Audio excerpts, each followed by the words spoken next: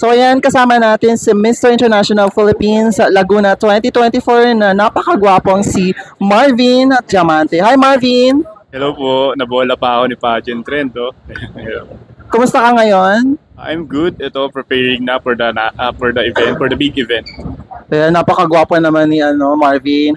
How do you maintain your body physically fit?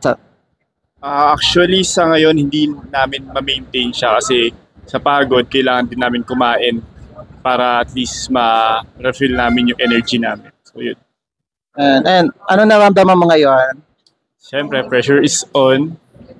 Pero yun, kailangan natin bigay yung energy natin later and bigyan natin yung best na. You have also a lot of fans and supporters, and as well as your relatives are supporting you or rooting you for this competition. So, do you have any message to them? Ayan, thank you so much. Simula umpisa pa lang, nandyan na kayo para suportahan ako from day 1 up until now. So, yun, bibigay ko yung best ko para para maipapalitan natin yung pagod at suporta niyo. Thank you. What's your winning mindset now?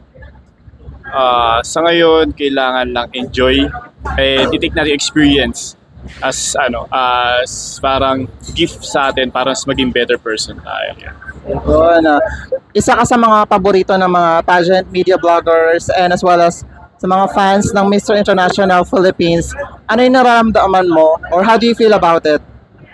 Nakaka-pressure siya at the same time parang nakaka-overwhelm kasi nakikita nila nakikita nila yung effort mo and yun, nakikita nila na isa ka sa possible winner. Who's with you tonight? Hindi ko alam kung sino yung mga bumili ng ticket pero sa ngayon, makasama ko yung mga directors, provincial director ng Laguna and yung mga nag-a-assist sa amin. Yun lang. Your message to your relatives? Ayun, sa parents ko, sa family ko, wala tayong budget ngayon para manood dito sa live. Pero alam ko na kahit nasa bahay lang kayo, yung suporta niyo na binibigay niyo is 100%. Okay. And bakit ikaw ang karapat-dapat na manalo ngayong gabing ito? Sa dami ng pinagdaanan natin, gusto ko ma-share to sa bawat isa. Gusto ko magsilbing inspiration and motivation to everyone kasi hindi biro din yung pinagdaanan natin. Ito yung story ng trusting yourself and not giving up. So yun, kailangan natin mapanalo to para at the same time, may spread natin yung story na meron ako. Ayun. Message mo sa mga brothers mo?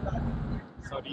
Message mo sa mga brothers. Ayun, sa mga brothers ko dito sa MIPH, thank you so much sa experience and sa brotherhood na ibinigay nyo sa loob ng 1 week.